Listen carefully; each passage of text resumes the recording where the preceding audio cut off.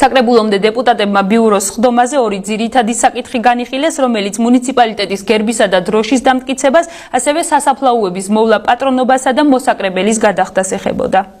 საზოგადოებრივ დარბაზზე პირველ განსახილველ თემად გერბისა და დროშის საკითხი გამოვიდა. საკრებულოსთან არსებული დროებითი სამუშაო ჯგუფის წევრები გერბის სამ და დროშის ერთ ვარიანტზე შეჯერდნენ, რომელიც საზოგადოებას გააცნეს. ნამუშევრები მხოლოდ ერთ ავტორს, არქიტექტორ თამაზ ლომჯარიას ეკუთვნის.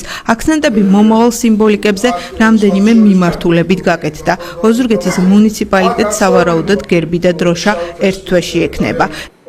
აქ არის მთავარი სიწმინდე მუნიციპალიტეტის თამარის ჯვარი გამოტანილი, ვახუშტი ბაგრატიონისეული ვერსიიდან გადმოვიდა 8 ქიმიანი ცისკრის ვარსკვლავი, ხოლო მე-19 საუკუნის დასაწყისის 20-იანი წლების უпростоრად გერბიდან აქ გადმოვიდა ჰერალდიკური ლეოპარდი და სვეტი. ბუნებრივია, აქ არის გამოტანილი ზღვის თემაც, იმდენად, რამდენადაც მუნიციპალიტეტი ზღვაც აკრავს.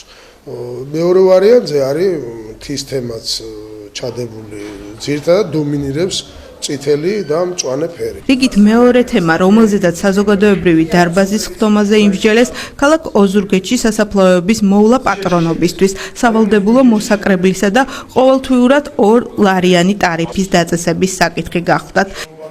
სამსახური აიღეს პასუხისგებლობაზე, მისასვლელი გზების მოწესრიგებაზე, არსებული სასაფლაოებზე, პატრონიან თუ უპატრონო სასაფლაოების ყველას მოწესრიგების, რა თქმა უნდა, მსუბუქად შესაბამისად, იმიტომ 2 ლარიანი რესურსი არ მოგცემს დიდ შესაძლებლობებს, მაგრამ მოწესრიგებული იქნება დაცული უმეთვალყურო დარჩენილი პირუტყვისა და რა თქმა უნდა, იქნება გაყვანილი წყალი და